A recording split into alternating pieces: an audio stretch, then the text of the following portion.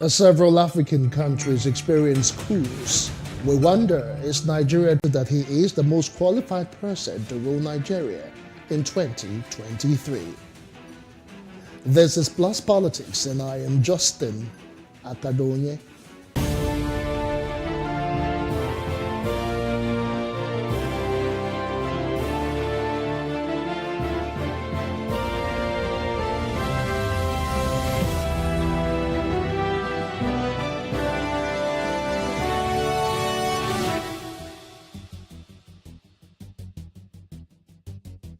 Welcome back. The President Muhammadu Buhari has condemned Tuesday's coup attempt in Guinea-Bissau.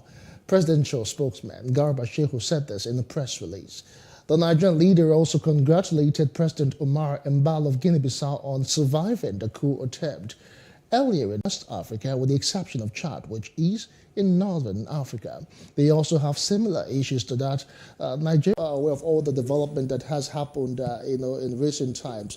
Burkina Faso, Mali twice, and Guinea-Bissau, or Guinea itself, then Guinea-Bissau, just this week. But first of all, let us just start by asking, how did you feel when you first heard of that failed coup d'etat? Did it come to you as a surprise? For Guinea-Bissau, not really. Why not? They've had a series of coups, they've had a series of instability, and a number of countries in the region, led by Nigeria, has actually been working behind the scene over a long period of years to stabilize that country. I think it's right to say that the election that brought in this president, among those who made it happen, was of course Nigeria. So, but when you begin to see coups take place in one country or the other, for those of us who are old enough to know what happened in the 60s, you begin to fear whether this is not a domino effect. Now, you've had how many coups in the last couple of months? And here we are now dealing with the situation in Guinea-Bissau. So nobody knows where next. And this is the most... African leaders are the ones actually attacking, democracy with their actions and, of course, inactions. Do you agree? In countries where coups were successful, you will see that the necessary support needed, to fight the war that has fallen on the two countries.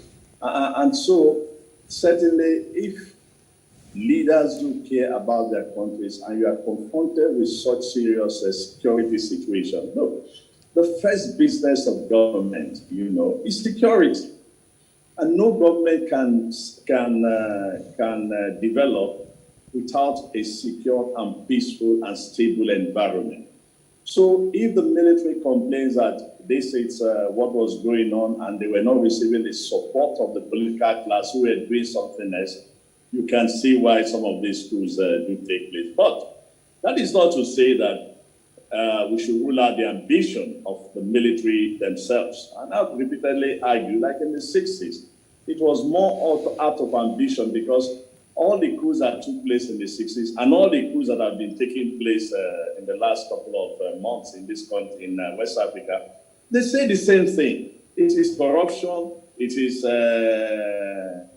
this, it is that. But the truth of the matter is that to a large extent, they too were part of the problem. They created some of this underdevelopment, because they were in power for so many years. And what did they do? This is the issue. So to a large extent, I agree that the leaders have a role to play in this, and they can't exonerate themselves. Neither can we remove the factors, the ambition of the military chaps themselves. All right, let's try and bring this whole issue closer home. Let's bring it back to Nigeria now. I remember the chairman of the Nigerian Governors Forum, Kayode Fayemi, asked the president about the implication of all this military takeover. And in the response, the president said that Nigeria has passed through that stage for good. Would you say that his response was a bit of a narrow view, or do you really think that we really don't have anything to worry about? Well, look, that was what we all thought when democracy started, taking root in the continent, particularly on the West Coast, where for so many years there were military regimes.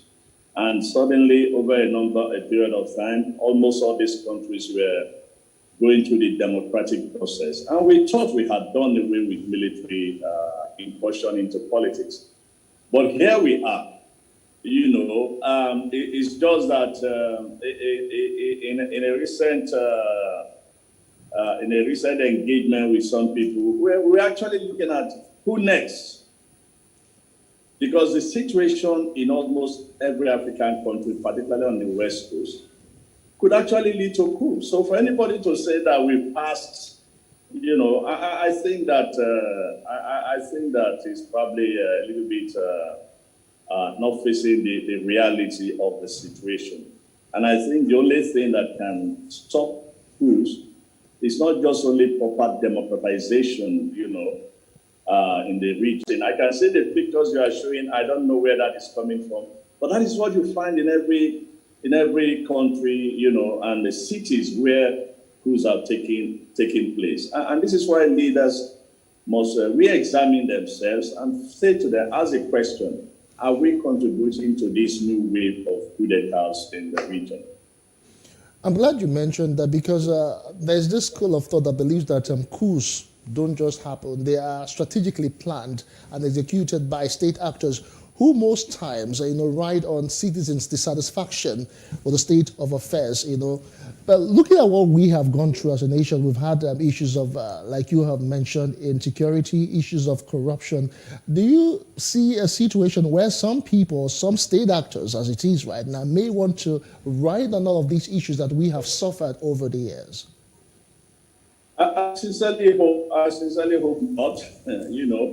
Again, I think the Nigerian situation is possibly a little bit different from some of these little African countries. I can give you one: Radio Nigeria, take over those two. That's all, and of course go and arrest the president wherever he was at that time, and that's it. And then, which radio station are you going to go to? Are you going to seize AIT? Sees that the military themselves are not aware of this, and they could look in Sierra Leone, for example. The easiest way to stay the coup is to take over the presidential palace. Said it was as a result